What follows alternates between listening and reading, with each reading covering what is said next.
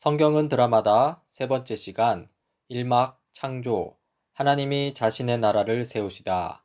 그 중에 하나님의 형상으로 지어진 인간, 하나님 나라로서의 세상입니다.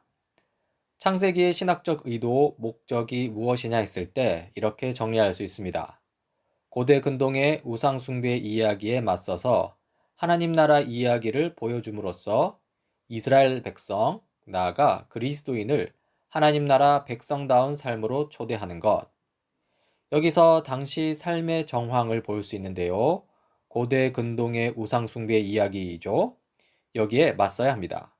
그리고 새로운 정황을 보여주는데요. 바로 하나님 나라 이야기이죠. 이 이야기에 익숙해져야 합니다.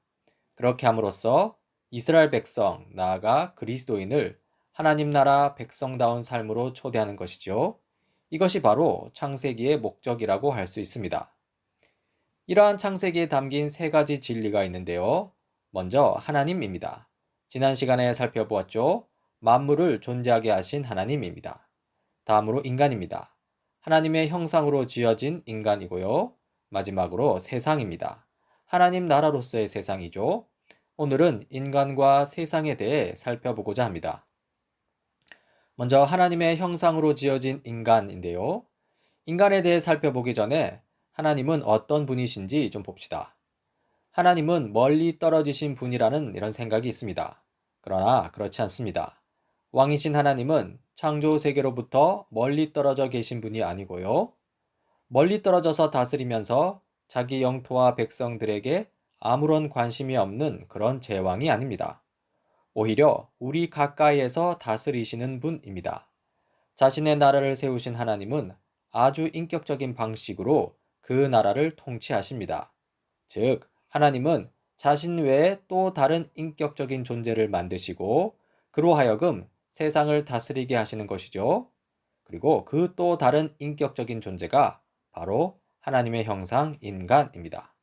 인간을 통해 세상을 다스리는 것이죠. 이 창세기 1장과 2장에 나타난 인간에 대해서 살펴보자면요. 먼저 인간 창조는 전체 창조 이야기의 절정입니다.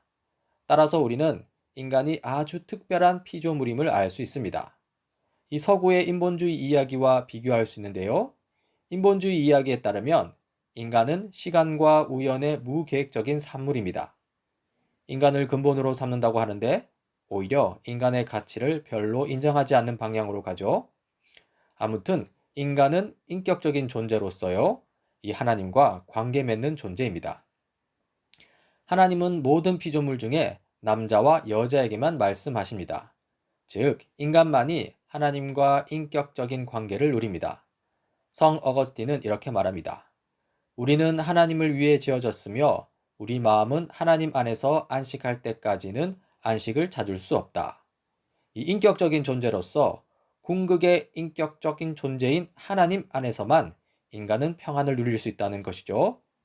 이 창세기 3장 8절을 보면요. 그 남자와 그 아내는 날이 저물고 바람이 서늘할 때에 주 하나님이 동산을 거니시는 소리를 들었다. 이 하나님은 바람이 불 때 동산을 거니시며 하나님이 그곳에 두신 남자와 여자를 만나시는 습관이 있으셨습니다. 하나님은 아담과 하와를 위해 따로 두신 큰 동산에서 그들과 거니십니다. 그분은 이 멋진 공원을 어떻게 일구고 있는지, 식물들이 잘 자라도록 보살피고 있는지, 동물들이 서로 잘 지내는지에 대해 그들과 이야기를 나누시는 것이죠. 인간을 바라보는 두 가지 관점이 있는데요. 창세기 1장은 하나님과의 관계 속에서 이 세상과의 관계에 초점을 맞춥니다. 그리고 창세기 2장은 하나님과의 관계 속에서 남자와 여자의 관계에 초점을 맞춥니다. 공동체에 초점을 두는 것이죠. 먼저 창세기 1장에 나타난 인간입니다. 이 세상과의 관계를 통해 바라보는 것이죠. 이 하나님의 형상이란 무엇이냐 했을 때 이 하나님을 담는다는 의미입니다. 그렇다면 하나님의 무엇을 담는다는 것인가? 그렇죠. 질문이 나올 수 있죠. 이 창세기 1장 26절, 28절을 보면 나옵니다. 우리가 우리의 형상을 따라서 우리의 모양대로 사람을 만들자. 그리고 그가 바다의 고기와 공중의 새와 땅 위에 사는 온갖 들짐승과 땅 위를 기어다니는 모든 길짐승을 다스리게 하자. 생육하고 번성하여 땅에 충만하여라. 땅을 정복하여라. 바다의 고기와 공중의 새와 땅 위에서 살아 움직이는 모든 생물을 다스려라. 이 창세기 1장 26절 28절을 보면 이 하나님과 인간의 근본적인 유사성은 인간의 독특한 소명, 즉 하나님 자신이 위임하신 이 소명에 분명히 나타납니다.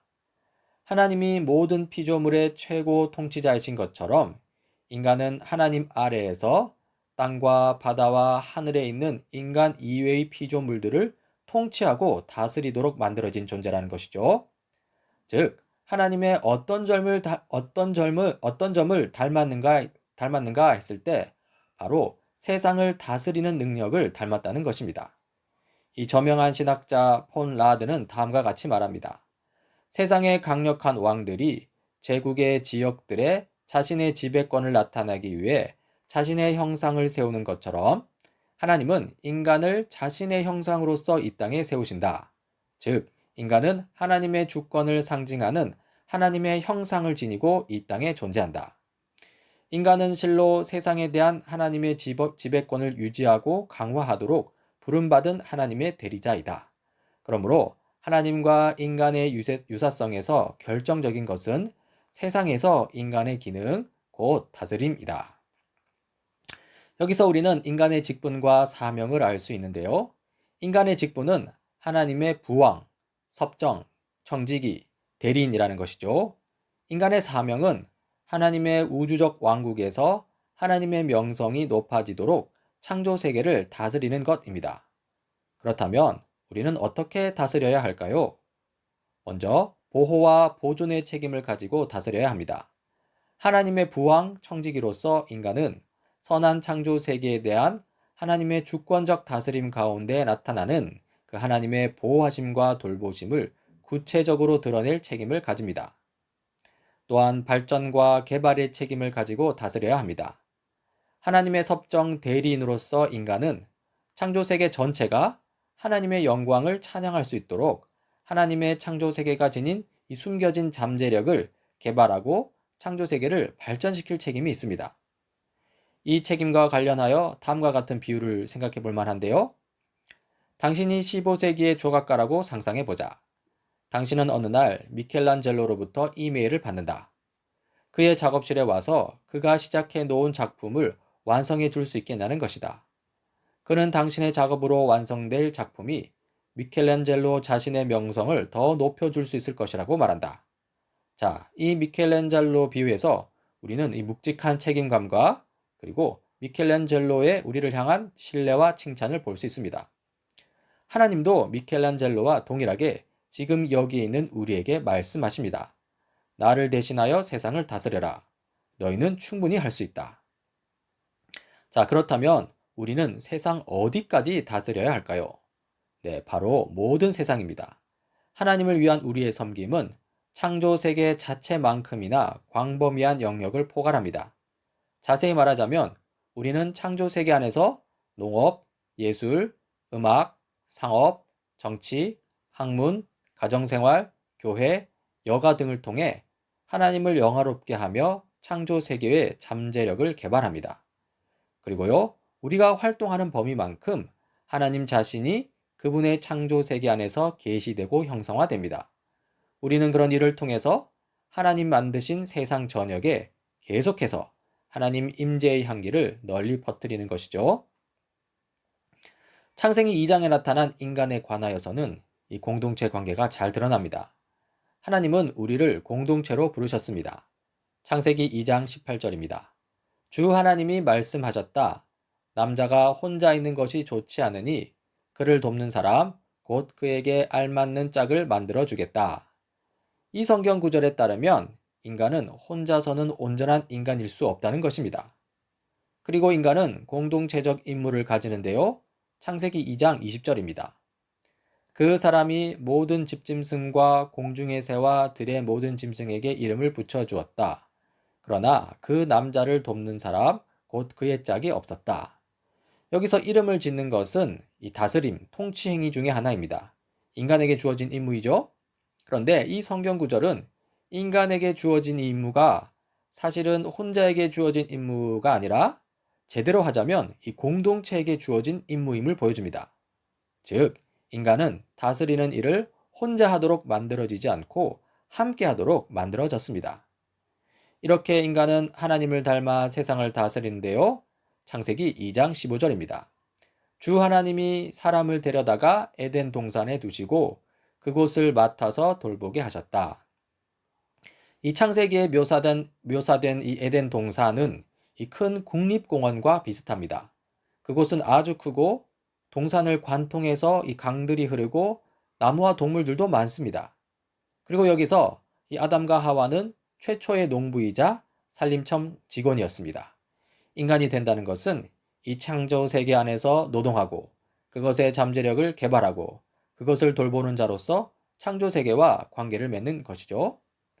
참으로 인간은 하나님을 위해 만들어졌고 또한 서로서로와 창조 세계를 위해 그 안에서 일하는 존재로 만들어졌습니다. 시편 8편의 일부입니다. 사람이 무엇이기에 주님께서 이렇게까지 생각하여 주시며 사람의 아들이 무엇이기에 주님께서 이렇게까지 돌보아 주십니까? 주님께서는 그를 하나님보다 조금 못하게 하시고 그에게 존귀하고 영화로운 왕관을 씌워 주셨습니다. 주님께서 손수 지으신 만물을 다스리게 하시고 모든 것을 그의 발 아래에 두셨습니다. 크고 작은 온갖 집짐승과 들짐승까지도 하늘을 나는 새들과 바다에서 놀고 있는 물고기와 물길 따라 움직이는 모든 것을 사람이 다스리게 하셨습니다. 주 우리의 하나님, 주님의 이름이 온 땅에서 어찌 그리 위엄이 넘치는지요. 네, 일을 하고 그 일을 통해 하나님의 형상을 드러내는 것이 바로 인간의 영광입니다. 이 하나님 나라로서의 세상이라고 했는데요.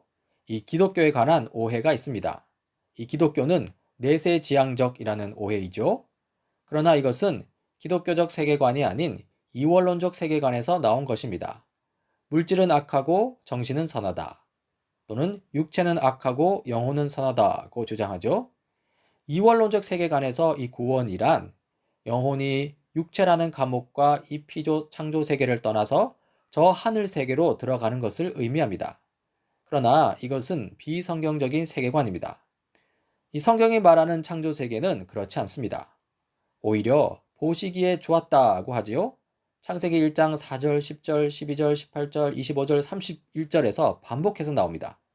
이 창조 세계는 항상 선하다, 좋았다라고 묘사된다는 것입니다.